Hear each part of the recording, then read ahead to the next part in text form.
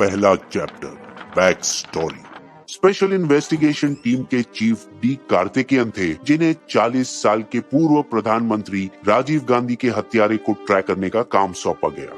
जब वो हत्यारों को खोजने के लिए ठीक 3 दिन बाद 24 मई 1991 को हैदराबाद से चेन्नई के लिए निकले, वो सोचते रहे, मैं ये केस सुलझा पाऊंगा या नहीं। उन्हें डर था कि कहीं वो अमेरिका राष्ट्रपति जॉन एफ कैनेडी की हत्या के जांचकर्ताओं की तरह नाकामयाब न हो, जो कभी आरोपी को पकड़ न सके। कार्तिकेयन जानते थे कि उनके सामने एक मुश्किल काम है। सैकड़ों लोगों से पूछताछ करनी होगी, हजारों पेज बारीकी से पढ़ने होंगे, कई वायरलेस ट्रांसमिशन सुनने पड़ेंगे और 400 घंटों से ज्यादा की वीडियो टेप फुटेज को देखना होगा। इसके अलावा परेशान करने वाले कई कॉलर्स होंगे जो बेमतलब जानकारी देकर सुर्खियों में आने की कोशिश करेंगे। इसीलिए बिना वक्त गवाए कार्तिकेयन हवाई अड्डे से सीधे क्राइम सीन पर पहुंचे और घड़ी भर में ही सफलता का सुराग भी मिला। जय हिंद सर, मुझे यह चिनॉन कैमरा विस्फोट साइट से मिला। रील डेवलप करो और क्या फोटो मिलते हैं वो दिखाओ और फोटोग्राफर को ढूंढो। बदकिस्मती से फोटोग्राफर भी ब्लास्ट में मारे गए, लेकिन मरने से पहले उसने 10 तस्वीरें क्लिक की थी। फोटोग्राफर निकले चेन्नई के एक एस हरिबाबू, जो LTTE liberation tigers of Tamil इलम के समर्थक थे। श्रीलंका में एक विद्रोही तमिल समूह जो एक हिंसक लड़ाई छेड़ रहा था। 1980 के दशक में सिन्हाली सरकार के खिलाफ एक अलग देश तमिल इलम के लिए लड़ रहे थे। परिणामी कहर के कारण लंका के तमिल शरणार्थी भारत में आने लगे और आकर अपना संघर्ष भी साथ लाए। इसलिए तत्कालीन प्रधानमंत्री राजीव गांधी ने LTTE के चीफ वेलुपराय प्रभाकरन को जुलाई 1987 में नई दिल्ली बुलाए और संकट का समाधान खोजने के बारे में बात की। यहाँ तक कि विद्रोही नेता को एक व्यक्तिगत भेंट भी दी। ये लो, मेरी बुलेट प्रूफ जैकेट पहन के सावधान रहो, मैं तमिलों के लिए शांति बनाकर रहूंगा। इसके बाद राजीव गांधी और श्रीलंका के राष्ट्रपति JR जयवर्धन ने जुलाई 1987 को एक समझौते पर हस्ताक्षर किया। भारत श्रीलंका में एक शांति सेना IPKF भेजेगा। हालांकि हमारा कोई इरादा नहीं कि आपके देश पर कब्जा जमाए। बड़े भाई इंडिया अब शामिल हो गए थे और सभी को लगा कि उनकी समस्याएं हल हो जाएगी, लेकिन हर एक ने माना कि समाधान अलग होगा। आपदा के लिए एक पक्का नुस्खा, मुझे अपने इलम तमिल मातृभूमि मिलेगा, मैं प्रभाकरन को अपने अधीन कर लूंगा, मैं शांति दूत कहलाऊंगा और नोबेल प्राइज जीतूंगा। राजीव गांधी को दीवार पर लिखे इशारों को बहुत पहले ही देख लेना चाहिए था, जब जुलाई 1987 में उन्होंने समझौता साइन किया। और जब नौसेना गार्ड ऑफ ऑनर की परेड के दौरान एक श्रीलंकाई नाविक ने उन्हें राइफल बट से हमला करने की नाकाम कोशिश की। निश्चित रूप से IPKF मिशन फेल हो गया और LTTE भारत के खिलाफ हो मुड़ा जब उसके हजारों कैडर शांति सेना के हाथों मारे गए। अपने साथियों की मौत का बदला लेने के लिए राजीव गांधी की हत्या प्लान की गई। दूसरा चैप्टर, सबूत के धागे। अभिनेता इफ्तिकार 1969 की हिंदी फिल्म इत्तेफाक में इंस्पेक्टर के किरदार में होने वाले कातिलों को चेतावनी दी, आप ये भूल गए कि कातिल हमेशा कत्ल का कोई न कोई सबूत छोड़ जाता है। और यही हुआ LTTE के साथ भी, जो नीति के अनुसार अपने सभी कार्यों को डॉक्यूमेंट करके रिकॉर्ड किया करते थे और इस हत्या को फिल्माने के लिए हरी बाबू को भेजा।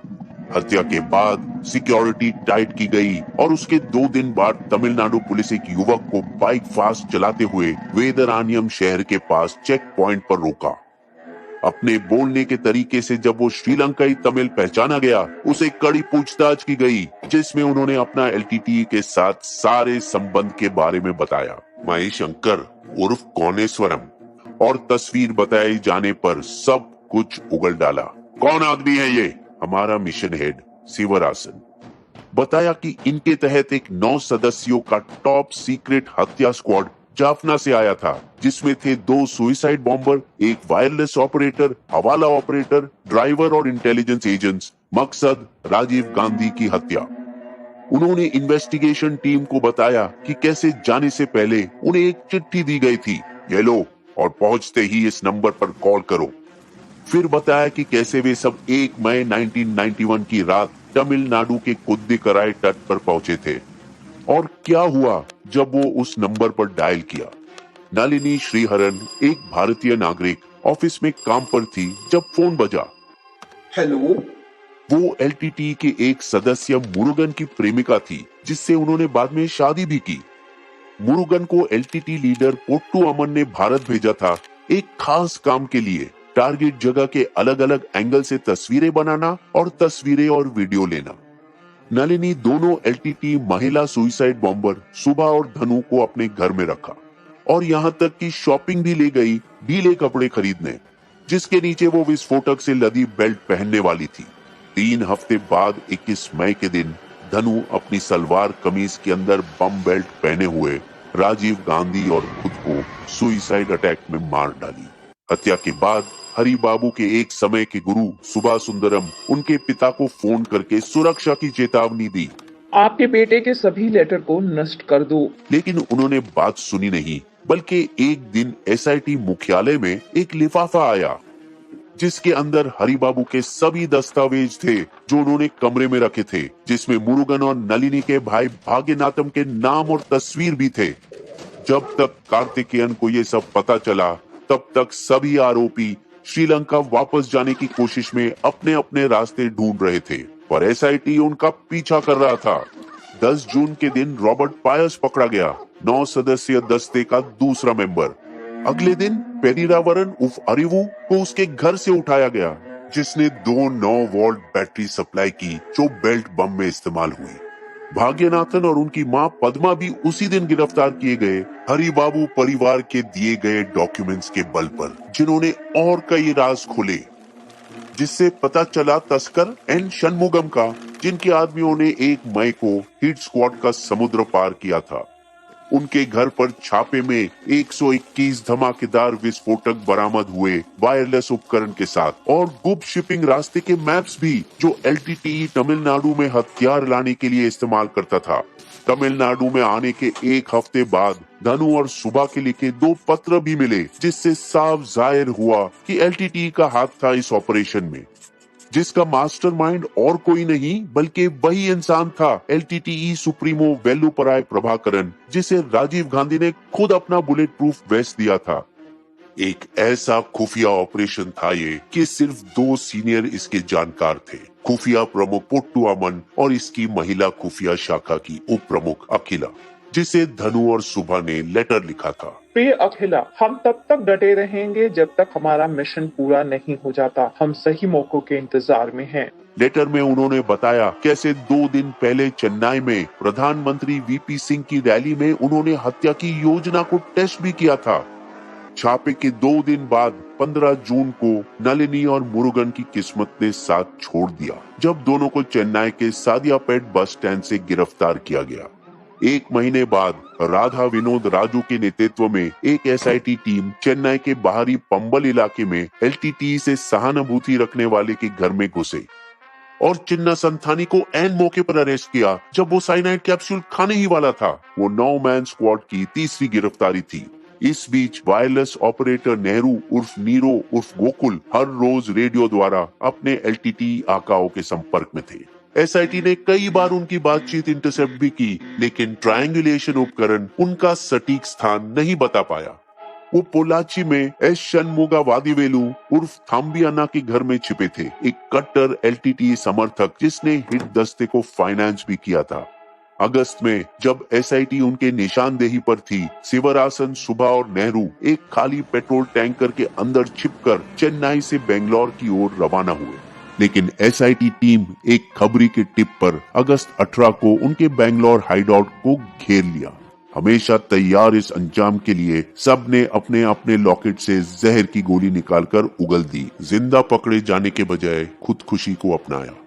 सब सिवाय एक आंखी वाले कान्या शिवरासन के, जिसने 9 mm पिस्तौल के साथ खुद पर गोली चलाई। उसके मौत के साथ 9 मुख्य साजिशकर्ताओं में से 6 या तो पकड़े गए, मारे गए या खुदकुशी कर ली। बचे 3 को करीब 1 साल बाद पकड़ा गया। इसके चलते 8 साल बाद 1999 में सुप्रीम कोर्ट की 3 न्यायाधीशों की बेंच ने 2 से 1 के बटे फैसले में 1997 के टाडा अदालत के फैसले को सही ठहराया कि नलिनी, मुरुगन, संथन और पेरारिवरन सहित सभी 7 मुख्य साजिशकर्ताओं को दी जाए मौत। तीसरा चैप्टर, राहत। नलिनी को ताड़ा और आईपीसी के तहत 16 आरोपों के लिए दोषी ठहराया गया। उन आरोपों में से एक था दनु और शुभा को क्राइम सीन पर कवर देना ताकि वो श्रीलंकाई तमिल न दिखाई दे, और धनु का मिशन में आत्महत्या होने के बाद शुभा को भागने में मदद करने के लिए, और ये कि नलिनी का बराबर इरादा था कि राजीव गांधी की हत्या हो। कुल 41 आरोपी में से 12 की मौत हो गई थी, 3 प्रभाकरन, पुट्टू अमन और अकेला लापता थे और बचे 26 पर मुकदमा चला। उनमें से 19 जिसके अपराध इतने गंभीर नहीं थे उन्हें रिहा किया गया क्योंकि वे पहले से ही 8 साल जेल में गुजार चुके थे। बचे 7, उनमें से 3 की मौत की सजा उम्र कैद कर दी गई, लेकिन नलिनी या मुरुगन की नहीं, जिन्होंने षड्यंत्रकारियों को छिपाने और भागने में मदद की। तमिलनाडु में करुणानिधि की डीएमके सरकार हमेशा से श्रीलंका तमिलों के लिए दिल में खास जगह रखती आई थी। इसीलिए मौत के फैसले से तुरंत बाद उन्होंने आधिकारिक तौर पर राज्यपाल फातिमा बीबी से सिफारिश की कि नलिनी की मौत की सजा भी आजीवन कारावास में बदली जाए। भारतीय संविधान के अनुच्छेद 161 के तहत हम आपसे विनती करते हैं कि राष्ट्रपति को हमारी सिफारिश पर ध्यान देने की गुजारिश करें। कानून के मुताबिक राज्यपाल को राज्य सरकार की क्षमादान सिफारिश मंजूर करनी ही है, लेकिन फातिमा बीवी ने ऐसा नहीं किया। संयोग से नलिनी को राहत मिली जब बाद में सोनिया गांधी भी इस विचार से सहमत हुई। मारे गए नेता की पत्नी नवंबर 1999 में राष्ट्रपति KR नारायण से मुलाकात की। हमारा परिवार नहीं चाहता कि एक और बच्चा अनाथ हो। इशारा था नलिनी की बेटी हरिता की ओर, जिसके बाद 2004 में सुप्रीम कोर्ट ने नलिनी की मौत की सजा भी उम्र कैद में बदल डाली। 1999 में जस्टिस थॉमस जो नलिनी को मौत की सजा पर बाकी 2 जज से अलग फैसला दिया, ठीक इसी तर्क का इस्तेमाल किया था। पिता मुरुगन पर भी मौत की सजा है, इसीलिए माँ नलिनी को जिंदा रहना जरूरी है ताकि बच्चा अनाथ न हो। हालांकि नलिनी को राहत मिलने के बाद भी मुरुगन, संथन और पेरीरावलन की मौत की सजा लागू रही। उस वक्त तक जब फरवरी 2014 में एक नाखुश सुप्रीम कोर्ट के न्यायाधीश ने सरकार को फटकारा और बाकी तीनों की मौत की सजा भी हटाई। उनकी दया याचिका पर फैसला करने में 11 साल की देरी कैसे? कई साल तक इस मामले में कोई चर्चा नहीं हुई, जब अचानक मार्च 2008 में एक दिन प्रियंका गांधी वेल्लोर जेल पहुंची। अपने पिता के वक्त के पहले मौत का मानसिक सामना करने के लिए नलिनी से मिलने आई। मेरे पिता की हत्या के बारे में बताओ। जैसे नलिनी खुद के दिल में पड़े बोझ को हल्का किया, प्रियंका हिचकी मार मार कर रोई। अब तमिलनाडु की दूसरी मुख्य पार्टी अन्नादमुक सितंबर 2018 में राज्यपाल का दरवाजा खटखटाया। राज्यपाल पुरोहित कृपया नलिनी और बाकी आरोपियों को छोड़ दे, लेकिन राज्यपाल पुरोहित 4 साल और अगले गवर्नर RN रवि भी 1 साल फिर से प्रोटोकॉल के खिलाफ नलिनी की रिहाई के आदेश पर बैठे रहे।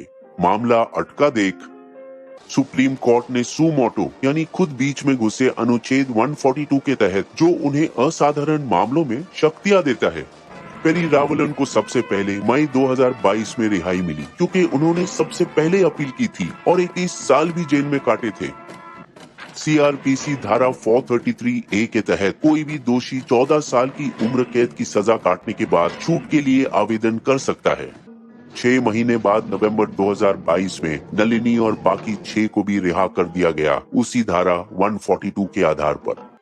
सलाखों के पीछे बिताए 29 सालों में नलिनी सिर्फ 2 बार जेल से बाहर निकली। पहली बार 2016 में सिर्फ 12 घंटों के लिए अपने पिता के अंतिम संस्कार में शामिल होने के लिए, और दूसरा 2019 में अपनी बेटी हरिता की शादी के लिए 51 दिन के पैरोल पर। हालांकि उनकी आत्मकथा पुस्तक राजीव हत्या, छिपे हुए राज और प्रियंका और नलिनी की भेंट में नलिनी ने दावा किया, मैं हत्या की साजिश से अनजान थी। उस वक्त मैं गर्भवती थी और अपने बच्चे का नाम सोच रही थी।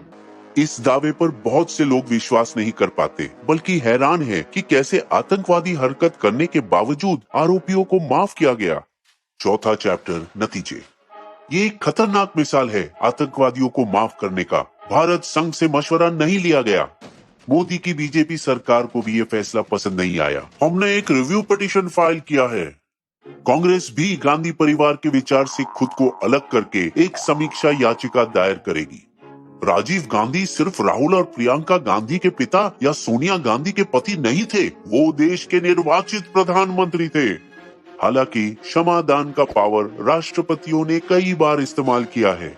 2000 में गोविंदा स्वामी को क्षमा देकर जिसने 1984 में अपने रिश्तेदारों को नींद में मारा था। शोभित चम्मार को 1988 में जिसने अपने उच्च जाति जमींदार परिवार के 6 सदस्यों की हत्या की, उनके बच्चों की भी। धर्मेंद्र सिंह और नरेंद्र सिंह यादव को 1997 में जिन्होंने 3 साल पहले एक परिवार के 5 लोगों की जान ली, जिसमें एक 15 साल की लड़की भी थी जिसका कुछ दिन पहले उन्होंने बलात्कार करने की कोशिश भी की। यूपीए 2 के वक्त राष्ट्रपति प्रतिभा पाटिल रिकॉर्ड 30 लोगों को माफी दी, जिनमें से 22 क्रूर अपराध किए थे। वहीं प्रणब मुखर्जी सबसे ज्यादा 30 मामलों को खारिज किया, लेकिन किसी ने किसी भी आतंकवादी को माफ नहीं किया। न तो 2003 के संसद हमलावर अफजल गुरु की दया याचिका, न ही अजमल कसब नवंबर 2008 मुंबई हमलावर की दलील, और न ही याकूब मेमन मुंबई धमाकों के लिए जिम्मेदार के परिवार का सदस्य। क्षमादान का पावर अन्य राष्ट्रीय अध्यक्षों के पास भी है। अमेरिका राष्ट्रपति डोनाल्ड ट्रंप अपने 4 सालों में 143 को माफ किया, जबकि ओबामा अपने 2 कार्यकालों के दौरान 36,000 अनुरोधों में से 153 की मौत को उम्र कैद में बदला और 78 को माफी दी। 2 हत्यारों के आरोपी चार्ल्स सोबराज हाल ही में नेपाल में रिहा हुए। 19 साल जेल में बिताने के बाद उनके लाइफ पर आधारित हमारे वीडियो का इंतजार करें, पर फ्रांसीसी नागरिक होने के नाते उन्हें नेपाल छोड़ना पड़ा। वैसे ही मुरुगन और बाकी श्रीलंकाई नागरिक निर्वासन का इंतजार करने के लिए तिरुचिरापल्ली में एक खास रेफ्यूजी कैंप में भेजे गए हैं। इस फैसले में कई अपराधी और हत्यारों को रोशनी की किरण दिखाई दी और अब इसी तरह की रिहाई की मांग कर रहे हैं। नलिनी ने 11 लोगों को मारा, मैंने सिर्फ 1 को मारा, मुझे छोड़ दो, कहते हैं 80 साल के बुजुर्ग स्वामी श्रद्धानंद, जो 1994 से बिना पैरोल के जेल में है अपनी पत्नी की हत्या के लिए। इसी तरह पंजाब के शिरोमणि अकाली दल अपने मुख्यमंत्री बयान सिंह के हत्यारे को रिहा करने की मांग कर रहे हैं। मृत्युदंड को आजीवन कारावास में बदलने में मायना हो सकता है, लेकिन क्या सर्वोच्च न्यायालय एक आतंकवादी को मुक्त करके अपने अधिकार से आगे बढ़ रहा है? नलिनी अब अपने पति मुरुगन के साथ यूके जाकर रहना चाहती है, अपनी बेटी के साथ। To be with her forever. लेकिन ये कैसा कि एक देश के प्रधानमंत्री के हत्यारे आजाद घूम रहे हैं। देशवासियों से माफी मांगे बिना अपनी राय टिप्पणी में जरूर दें।